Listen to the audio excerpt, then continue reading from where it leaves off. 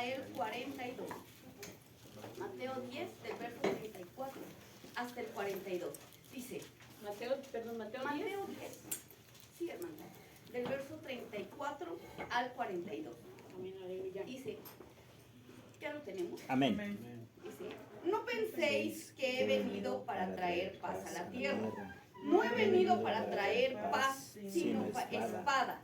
Porque he venido para poner en disensión al hombre contra su padre, y a la hija contra su madre, y a la nuera contra su suegra, y los enemigos del hombre serán los de su casa. El que ama a padre o a madre más que a mí, no es digno de mí. El que ama a hijo o a hija más que a mí, no es digno de mí. Y el que no toma su cruz y sigue en pos de mí, no es digno de mí.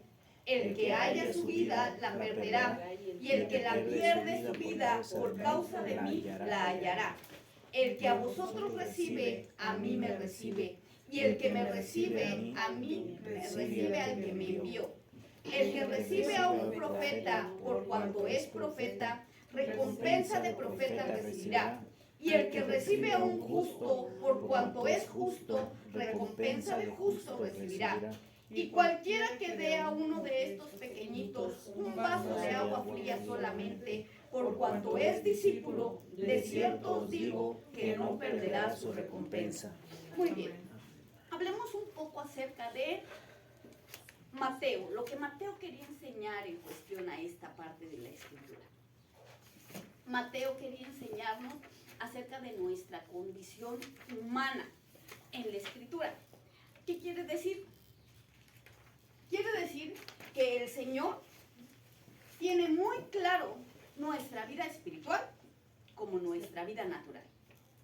Y la tiene completamente marcada en la palabra de Dios. Una de las cosas que Él sabe es cómo nosotros actuamos dentro de nuestra carne. Como humanos, Él nos conoce. Él conoce exactamente nuestras emociones, Él conoce exactamente nuestros sentimientos, Él conoce exactamente nuestras tristezas, nuestras alegrías, Él conoce nuestros caminos a tal grado que Él tiene no solamente el conocimiento, sino dentro de su voluntad perfecta, Él tiene el control de cada uno de ellos. Nosotros como humanos no deberíamos de preocuparnos. Digo, no deberíamos porque ese es un deseo que no alcanzamos, que no por decirlo quiere decir que yo lo tengo, que yo ya lo logré, sino es como una meta que tenemos que alcanzar. Nosotros como humanos no deberíamos de preocuparnos del mañana. La palabra de Dios dice que a cada día su afán y que Dios, si Él cuida de las aves, puede cuidar de nosotros. Como humanos, nosotros tampoco, dentro de la voluntad de Dios, deberíamos de preocuparnos de nuestra llegada a su presencia, del logro de su plan maestro en nuestras vidas. ¿Por qué? Porque el plan está trazado. El plan maestro de Dios dice que Él está marcado en nuestro corazón, que Él en nuestra vida trazó el plan maestro para que nosotros lleguemos al destino al que hemos sido llamados. Sorprendentemente, el Señor nos llama, pero según nuestro corazón. Según las intenciones de nuestro corazón, es la altura de su llamado. ¿Cómo es esto? La palabra de Dios marca que nosotros, desde tiempos antiguos o desde antes de que nosotros fuéramos puestos en esta tierra, nosotros habíamos decidido nuestro destino. Nosotros dice que con Él estábamos planeando todo nuestro destino, todo lo que íbamos a vivir en esta tierra, cómo nos íbamos a comportar, cómo íbamos a estar, cómo íbamos a nosotros decidir por Él o rechazarlo. Entonces, si nosotros decidimos por Él y nosotros estamos en la casa de Él, el plan de Él es que nosotros seamos salvos y que nosotros lleguemos con Él a su presencia. Si nosotros conocemos acerca del crecimiento espiritual, espiritual. El plan de Él es que nosotros seamos parte de la esposa, porque si no, no nos hubiera dado a conocer. Entonces nosotros como humanos no deberíamos de preocuparnos si llego o no llego. Nosotros como humanos deberíamos de enriquecernos en este lugar para poder llegar de la manera correcta a su plan maestro, para obrar su plan maestro. Nosotros deberíamos de saber obrar su plan maestro. ¿A qué me refiero con esto? La palabra de Dios también marca acerca del trabajo y la acción del enemigo, de la cola de Leviatán. Él marca claramente que Leviatán tiene un poder, una autoridad sobre su cola, que aún a los escogidos tiene la capacidad de derrumbarlos, de derribarlos. Cuando él marca eso, nos habla acerca de esta constante lucha entre nuestra carne y el espíritu. Esta constante lucha que es la que no nos deja, pero el alma decididora o nuestra mente, que es la que está, la que decidió en el cielo y la que decidió, la que está aquí puesta en esta tierra, es la que está en esta constante batalla, es la que está en esta constante guerra, como si tuviera de una mano la vida espiritual y de una mano la vida natural, y estuviera viendo qué es lo que hace.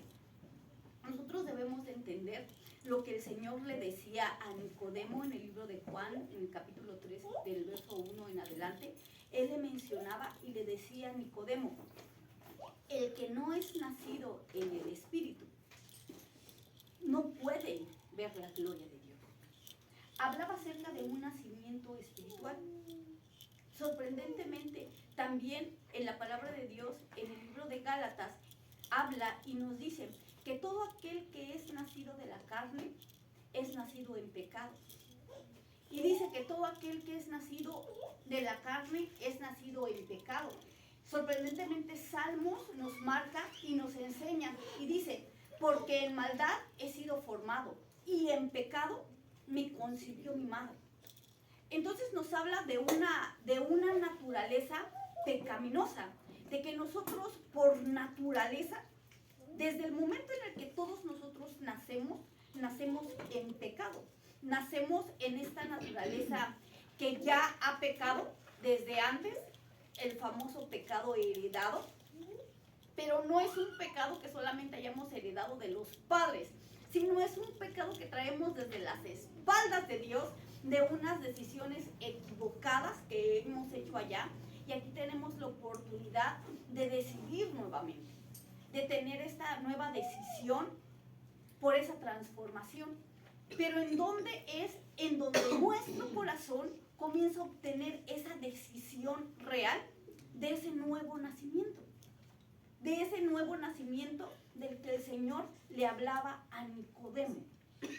Nosotros podemos ver a Nicodemo, y sorprendentemente en la historia, Nicodemo no era cualquier persona.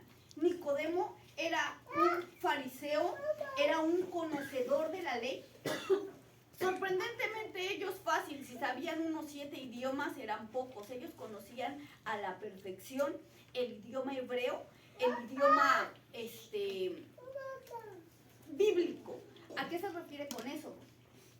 El idioma rabínico que ellos manejaban era el idioma del conocimiento de la Biblia. Era un idioma tan profundo en el conocimiento de la Biblia, y Nicodemo era un maestro en ese idioma. O sea, Nicodemo no podía ser engañado en cuestión al conocimiento de la Biblia hasta ese tiempo, refiriéndonos a la ley de Moisés.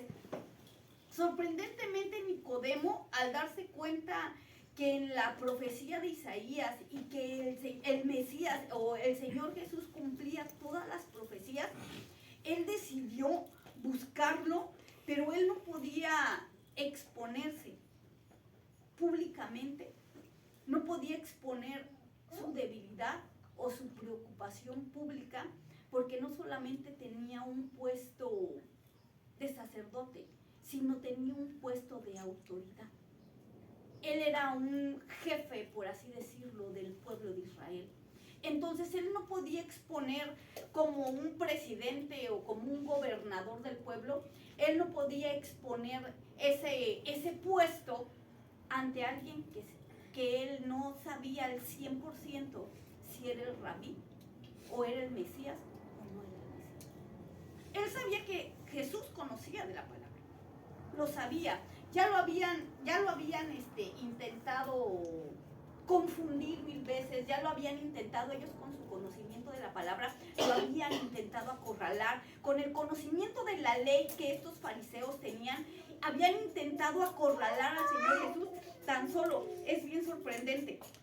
Una vez que lo intentaron acorralar a nuestro Señor Jesús, fue cuando le trajeron a la mujer a la mujer que había sido encontrada en adulterio. La palabra de Dios dice que llega y que le arrojan a la mujer y que le dicen, esta ha sido encontrada en adulterio, ¿qué hay que hacer? Y el Señor Jesús se agacha al piso y empieza a escribir en la tierra. Y sin voltear a ver ni a la mujer ni a los hombres, le dice, el que esté libre de pecado, que tire la primera piedra. Y dice que cuando él levantó la vista no había nadie.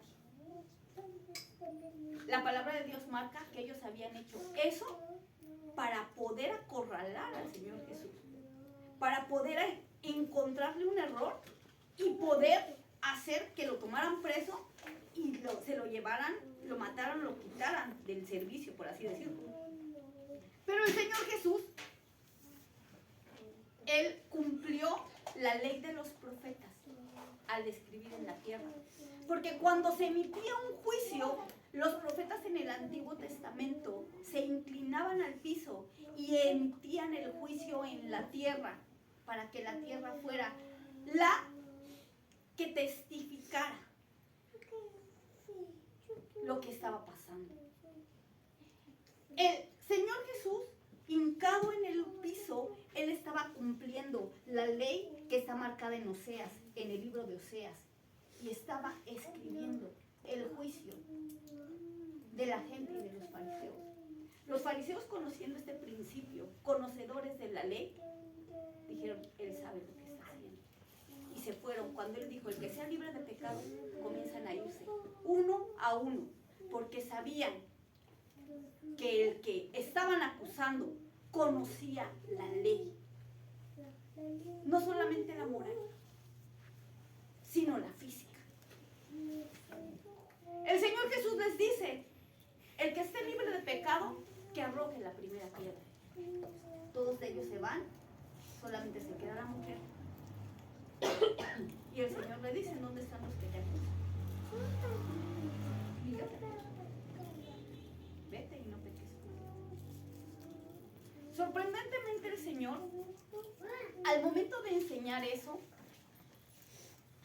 de darle esta parte a la mujer, esta prioridad, la mujer había sido encontrada en el acto del adulterio.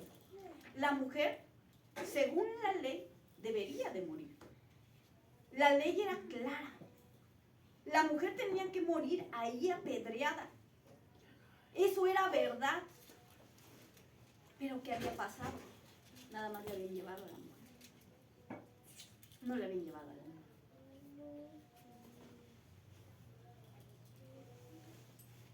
Lo estaban haciendo con un plan malvado. Cuando el Señor Jesús se da cuenta de eso, probablemente si le hubieran enviado a los dos, los hubieran apedreado. El Señor muestra el poder que Él tiene hacia nosotros como humanos. Mientras los fariseos llevaban el poder del juicio que se les había otorgado en la ley de Moisés, el Señor les muestra el poder de su misericordia y su restauración que quiere para todos nosotros. Dice, ¿en dónde están los que te acusan? Ya no había quien lo acusara. Y Él dijo, pues ni yo te voy a acusar. Yo quiero que tú seas restaurada. Yo no quiero que tú seas condenada. Yo no quiero que haya condenación en tu vida. Yo quiero que haya restauración. Y le dijo, vete, no lo vuelvas a hacer. sorprendente que nos hace entender esa parte de sus caminos y de mis caminos. Yo como humano quisiera la condenación del pueblo. Yo como humano quisiera que todos fuéramos castigados por nuestros pecados. Claro, menos yo, porque yo merezco la misericordia de Dios. Pero todos las merecemos. Todos los que somos hechos hijos de Dios merecemos su misericordia y no su condenación. Merecemos su restauración y su integración a su casa. Y en los caminos de Dios no está el juicio ni para mí ni para los que son de veras condenados. En los caminos de Dios está la misericordia y la restauración de su pueblo. Sorprendentemente el Señor Jesús lo sabía. Eso fue lo que hizo que Nicodemo despertara y dijera, pues ¿quién es este? Que teniendo el poder del juicio en su mano, ofrece misericordia. Y la palabra misericordia es bajar a la condición de miseria de quien está mal. Ponerse en sus zapatos y decir, comprendo lo que está pasando. Sorprendentemente el Señor Jesús es tan Señor. Dios es tan Dios, tan sorprendente, tan fabuloso, que sus caminos jamás van a ser nuestros caminos. Su poder jamás va a ser nuestro poder. Su misericordia jamás va a ser nuestra misericordia. Cuando Él empieza a marcar esta parte de Él, diciendo y enseñando que Él puede restituir nuestras vidas, no viene y nos presume y nos dice, yo puedo restituirte, pero nada más viene y nos dice, yo puedo restituirte. No, Él viene a restituir tu vida. Él viene a restaurar tu condición humana, mi condición humana y pecadora. No viene con ideas. Él viene con acciones.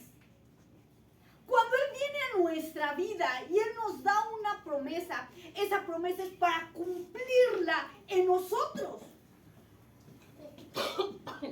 Sorprendentemente hubo una mujer una mujer que tenía una hija que se le había muerto. Y llegó con el Señor Jesús y le dijo que su hija se había muerto. El Señor Jesús, al ver que la mujer de veras sufría, Él se acercó a la hija y le dice, Talita cum.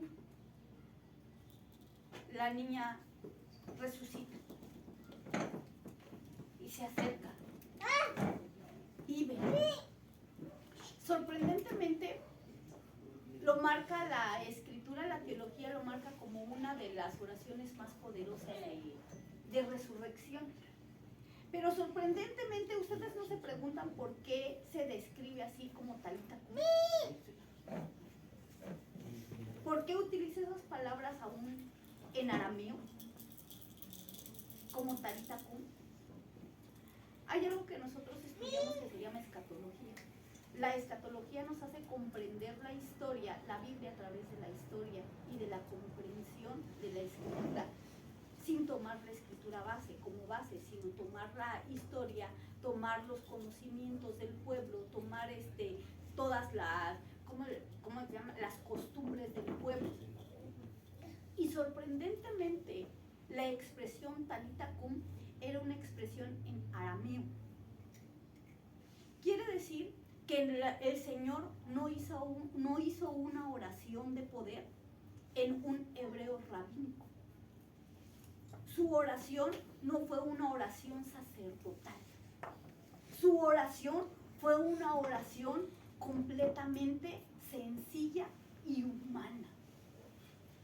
el Señor nuevamente había bajado en misericordia a la vida de la mujer que lo necesitaba. Y en su lenguaje humano y coloquial de ella, sin esta expresión rabínica de poder y de conocimiento profundo, le dijo a la niña: niña,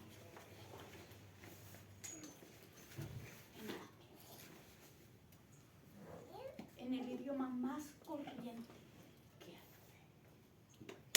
en el idioma más sencillo que hay. Yo cuando pienso en estas oraciones de resurrección, yo no sé qué haría. Yo creo que me aventaría al piso, gritaría, me cortaría como los profetas de Baal para que saliera mi sangre. Señor, contéstame. Casi sacrificaría y algo para que el Señor extendiera su poder y de veras pudiera, no sé, utilizaría todos los nombres secretos de Dios. No sé qué haría, pero cuando el Señor marca la esencia del poder de la oración y de la esencia que Él tenía en ese momento, ese poder de humildad y de mansedumbre y de grandeza en bajar a la condición de la mujer y de decirle a la niña: Talita, la niña se levanta en resurrección. Y yéndonos al hebreo,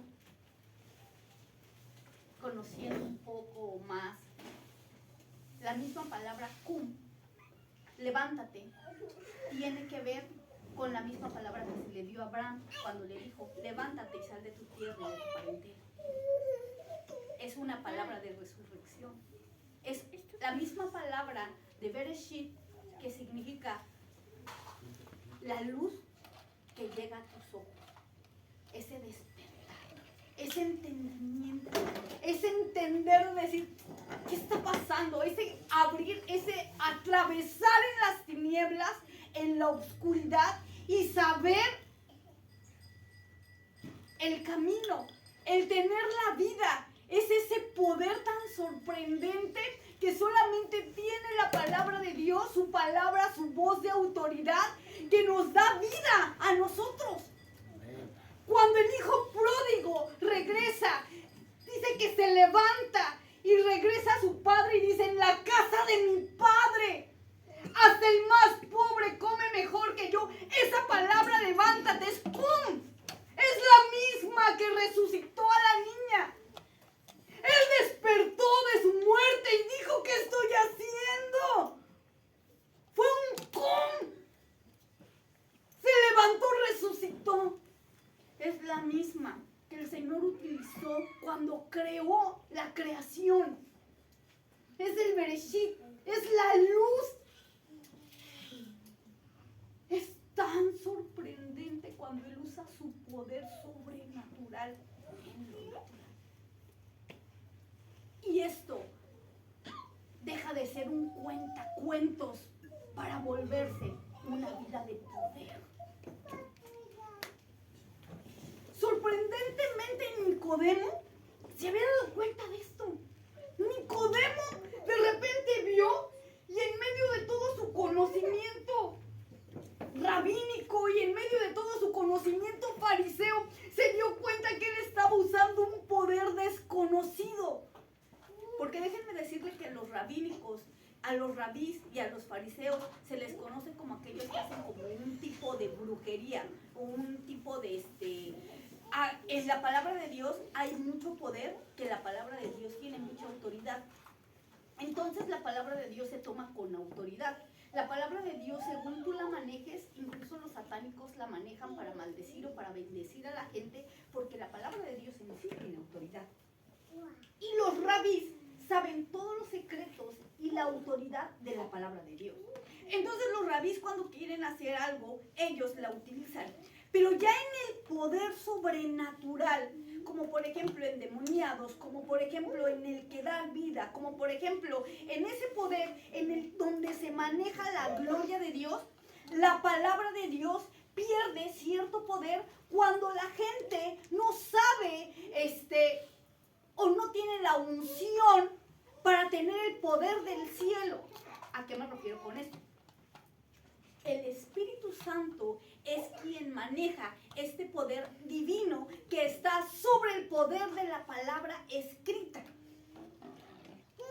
El Espíritu Santo es este poder que viene, que da vida, que resucita, que transforma. Es ese Dios que existe, es ese Dios que siempre ha estado, que siempre será y que siempre va a estar, pero que es invisible a nuestros ojos. Y es el poder de la palabra que nos da vida y que nos resucita. Y que no es un poder humano, sino que es un poder divino que está en su plan de Él. ¿A qué me refiero con esto? Cuando el Señor Nicodemo se da cuenta que se está manejando un poder desconocido, que este hombre utiliza el poder de Dios para resucitar, para sanar, para transformar, para perdonar pecados. Él dice, tengo que saber uno, ¿quién es? Y llega y le dice, Rabí, maestro, sé que vienes de Dios. ¿Cómo puedo hacer para conocer tu poder? Y el Señor le dijo, vuelve a nacer. Vuelve a nacer. Y le dice, pero volver a nacer. Para tener tu poder, ¿tengo que volver a nacer? Y le dice, sí. Nicodemo, siendo conocedor de la palabra, él recordó los salmos. Cuando David canta y dice, marca, porque en maldad he sido formado, porque en pecado me concibió mi madre. Cuando dice, porque tú amas, en lo íntimo y en lo secreto me has hecho comprender sabiduría. Nicodemo se dio cuenta que se refería a eso, que hablaba de un nacimiento diferente. Y le dice, que es necesario que yo entre al vientre de mi madre y pueda volver a nacer. ¿Cómo tengo que nacer? ¿Cómo puedo volver a nacer?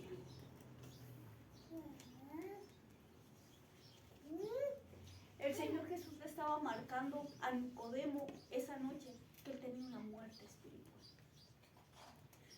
Que su vida se basaba en el materialismo, en lo natural, en lo que estaba en esta tierra, en lo que habitaba en este lugar. Esto que se va a destruir, esto que se va a acabar, pero que él necesitaba un nacimiento y que necesitaba una vida espiritual más que una vida natural. Y le estaba mostrando que su conocimiento de esto no le servía de nada si él no tenía vida. Que su conocimiento de esto no le servía de nada porque no tenía la autoridad espiritual que tenía el Mesías en ese momento. ¿Y a qué autoridad se refería? A la de la vida, a la que daba vida. ¿Por qué creen ustedes que el libro de Mateo, cuando empieza a hablar de las bienaventuranzas, se mencionan como el sermón más poderoso del mundo? ¿Por qué creen?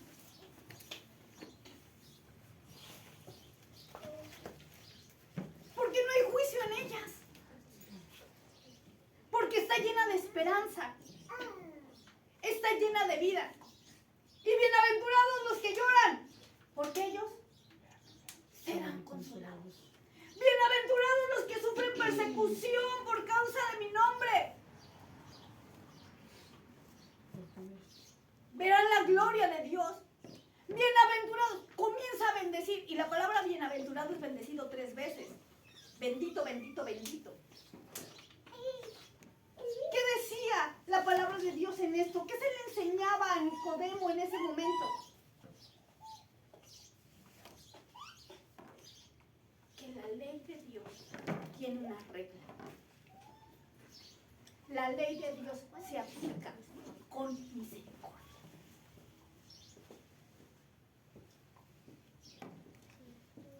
Dice, porque yo no vine a juzgar al mundo. Yo vine para que el mundo sea salvo. Él no busca que nosotros seamos juzgados. Esa es la razón por la que sus caminos no son los caminos de los humanos. Porque yo como humano, yo busco venganza, yo busco sangre, muerte. Como humano. A mí me la hacen, me la pagan. ¿Ah? Yo como humano.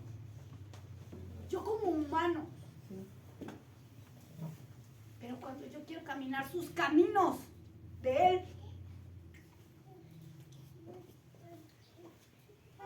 ¿qué creen que Él hace? Si alguien te hace algo, ora por él. Y ascuas de fuego se pondrán sobre su cabeza. Ah, no, Señor, yo quiero un rayo. No, ¿qué son las ascuas de fuego? ¿Ustedes saben qué son las ascuas de fuego? ¿Saben qué son las ascuas de fuego? Las ascuas de fuego son el poder del arrepentimiento misericordioso de Dios. Cae la misericordia sobre ellos se arrepienten, el Señor perdona y recibe. Esas son las ascuas de fuego. Yo me imaginaba otra cosa. Yo también. Como brasas. Fuego ardiendo, gente quemando. Que le doliera. Es terrible para los que tenemos carne. Es terrible. Como niño.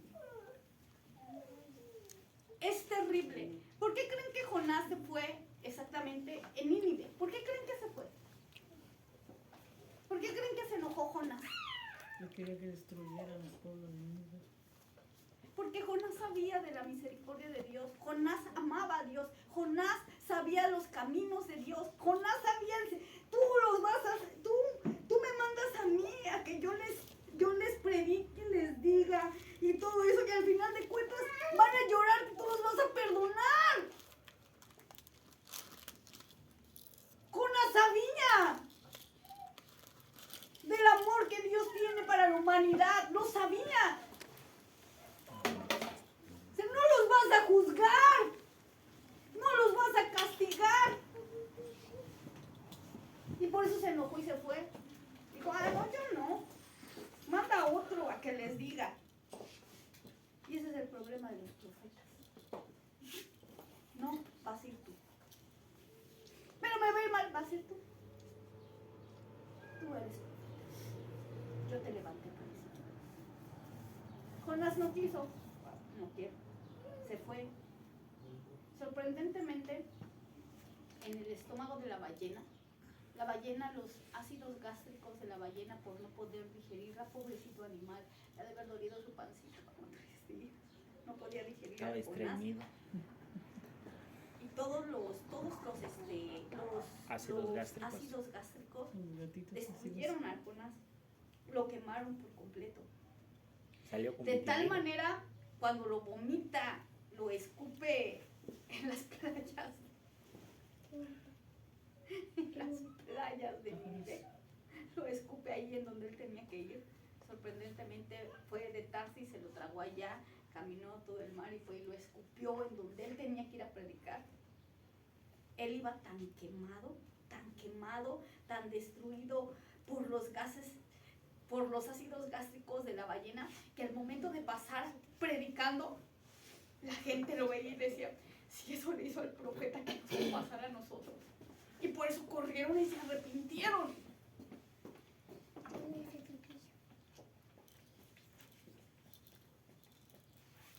Muchos les gusta escuchar las historias del rey David.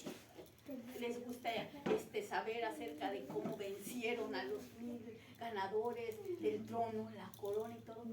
Pero no siempre se lleva trono. No siempre se lleva trono. ¿Por qué lo llevas para allá? Entre ellos los profetas que estaban en el pozo. Todos los profetas menores fueron perseguidos y fueron muertos por el pueblo y por los reyes. Pero sin embargo tenía que seguir profetizando. Pero nosotros vemos la parte sorprendente de esto,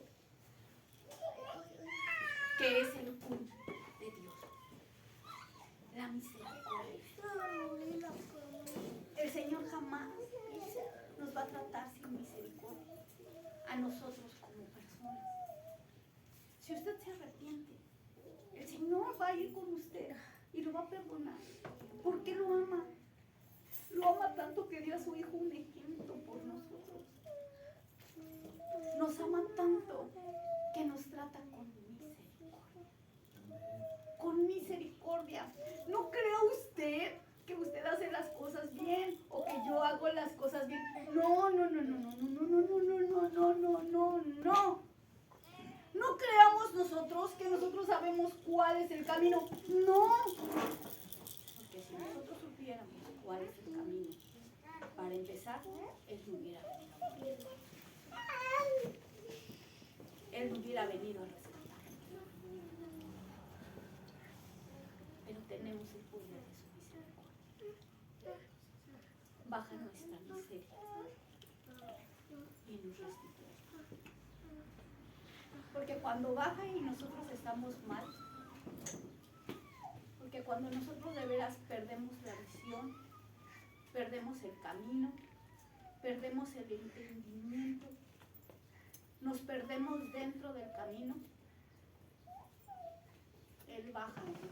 No porque nosotros seamos especiales, no porque nosotros tengamos un lugar diferente en el cielo. Él baja por su misericordia,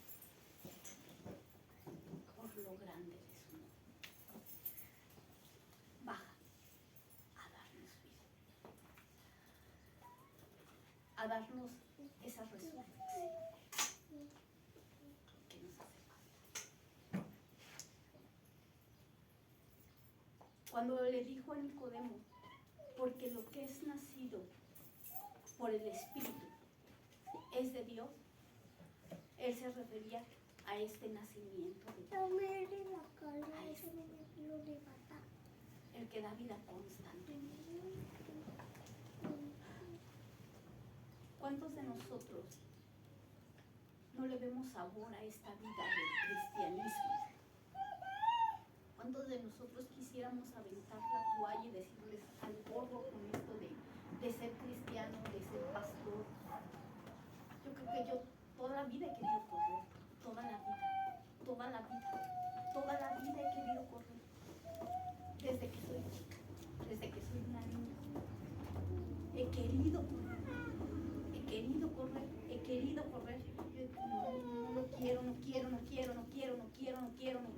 Yo, no quiero.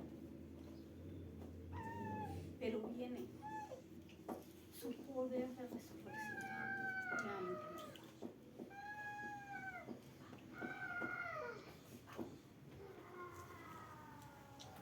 Misericordia.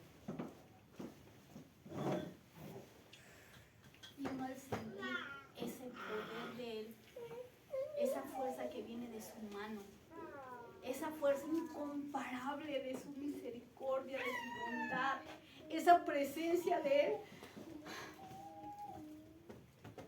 uno como un loco enamorado cierra los ojos y dice, vamos a donde quieras que te vaya. Yo iré, Señor, a donde tú me lleves. Dice el canto, doquiera tú me guíes, tu mano me abrace, yo iré, Señor, yo iré.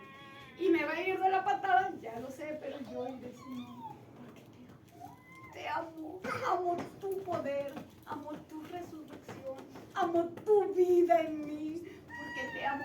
Te va a ir muy mal, siempre me va mal, lo sé, pero te amo, porque eres vitalidad, porque es quien me ha dado, quien me ha resucitado, quien me ha levantado de la sombra de muerte, quien me ha dado el poder de su nombre y el poder de su autoridad. Pero no es mío solamente, dice, yo solamente he gozado del privilegio. Es la invitación para todos los que buscamos su rostro. Porque de alguna manera, si usted está aquí, de alguna manera, si usted escucha eso y usted necesita ser resucitado, deje decirle que ese es poder para usted también. Porque el Señor no se maneja como nosotros queremos. Él tiene sus caminos y Él tiene su vida. Porque nosotros, a nuestro ojo, podemos ver y juzgar y decir, este es bien, este no, este sí, este no. ¿Pero qué creen? ¡Él no! A todos los que estamos aquí. A todos. Y en todos tiene esperanza. Y cuando sus caminos no son mis caminos, ni mis pensamientos sus pensamientos, ¿qué me corresponde a mí hacer? Déjame amar tus caminos.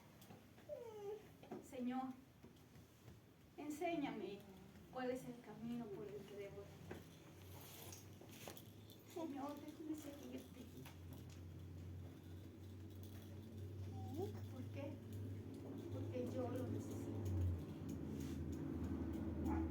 Por la ley de los profetas. Porque lo que vienes a uno, a ti te será concedido. Si tú juzgas con misericordia, cuando el barco se voltee y te toque el juicio, tú vas a ser juzgado con misericordia.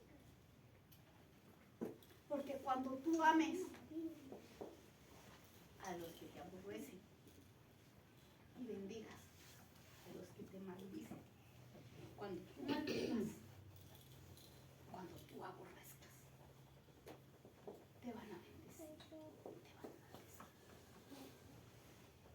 Porque es la ley de Dios y el colmo de sus promesas. Su misericordia. Y esa es la misericordia de Dios. Incomprensible, decía el profeta. Incomprensible, completamente eterna. Que no nos da lo que nos merecemos, sino nos da lo que viene de Él, lo que viene de su vientre, lo que viene de su presencia. Porque si no hubiera sido por tus misericordias, dice, yo te hubiera perecido. Porque si no hubiera sido por tu grandeza, pues ya no estuviera aquí. Estoy aquí por lo grande de tu poder. Y soy cristiano porque de verdad tus misericordias me han perseguido, me han alcanzado, me han transformado, me han tocado. Y eso te lo debo solo a ti. Porque mis pensamientos son otros, pero tus caminos son tus caminos. Tu verdad es tu verdad, tu amor es tu amor, tu presencia es tu presencia. Ese es nuestro Dios. ¿Cómo se nace en el Espíritu? ¿Cómo podemos nacer en Espíritu?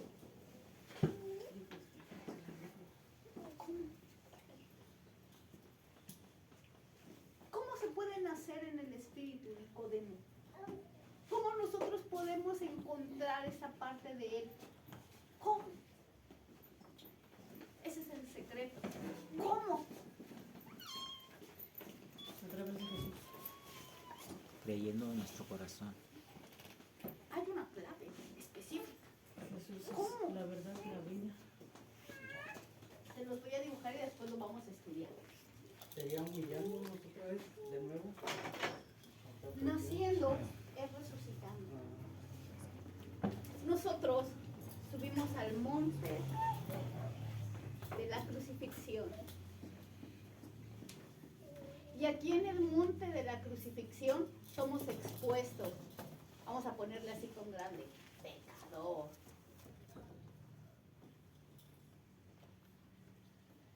Ajá. Somos expuestos. ¿Qué es lo que más miedo nos da? ¿Qué es lo que nos impide llegar aquí? El dolor. Sí, es lo que más estorba llegar aquí. El aceptar lo que somos.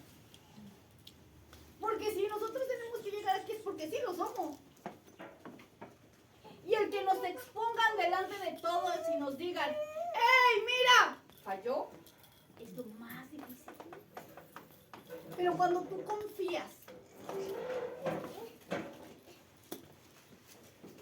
en el buen pastor,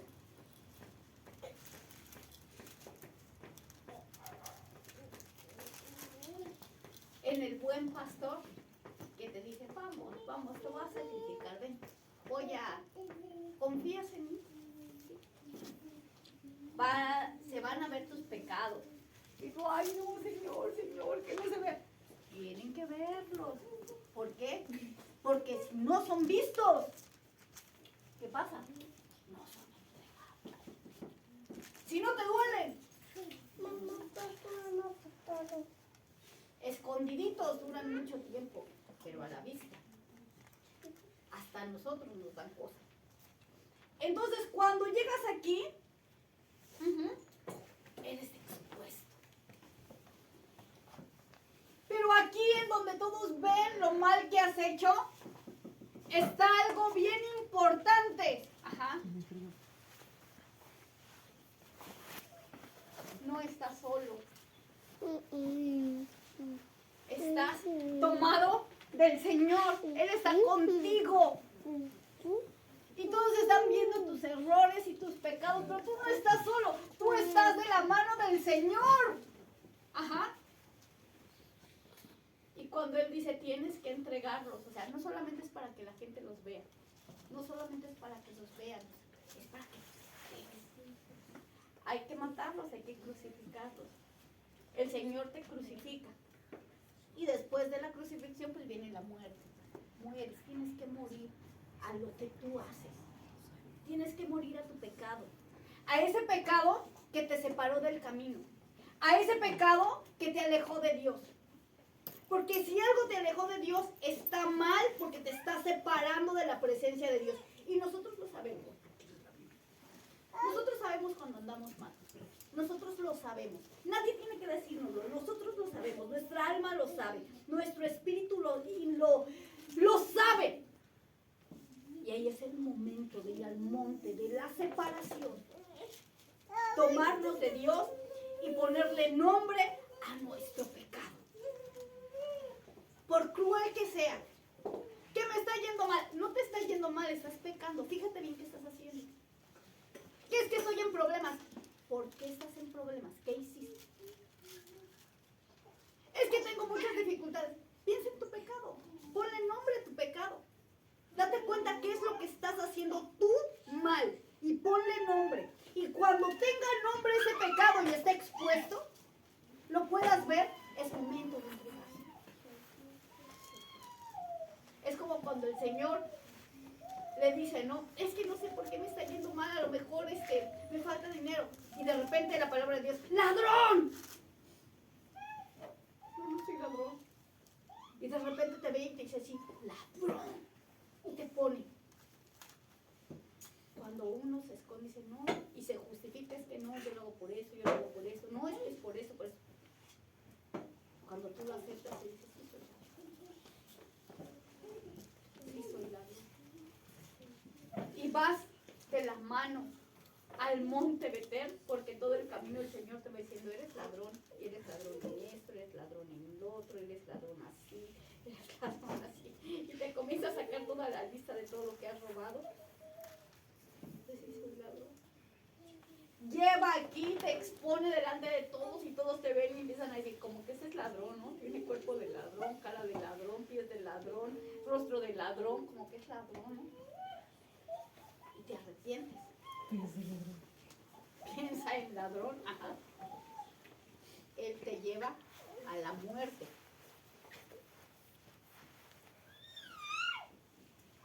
Pero no a tu muerte, a la muerte de esta acción. Y te resucita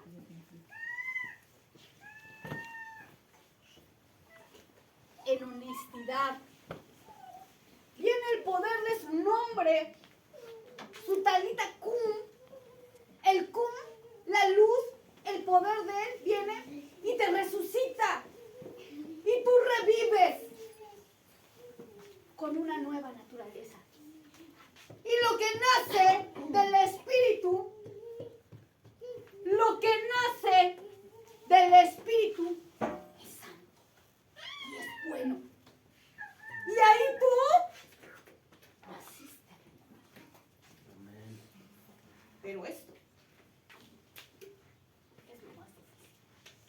todos le huimos, todos huimos a ser expuestos. Todos huimos a que nuestros pecados sean revelados.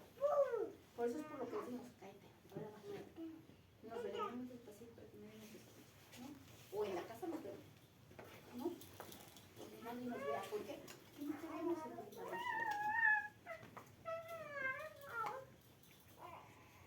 Lo peor de todo es cuando eso se vuelve tan duro que es un callo y ya no nos duele. Ya no hay poder de resurrección. Es en lo que tocamos el pecado imperdonable. Lo he enfrentado tanto, que me he hecho insensible al cambio. Ya no me duele. Ya tengo el descaro de gritarlo y de decirlo, sí soy y qué. El problema no es que lo sea. El problema es que probablemente usted ya no tenga arrepentimiento. El problema es que a lo mejor su acción haya tocado el pecado imperdonable. Y dice la palabra de Dios que el corazón se endurezca, se haga duro y ya no tenga como antes.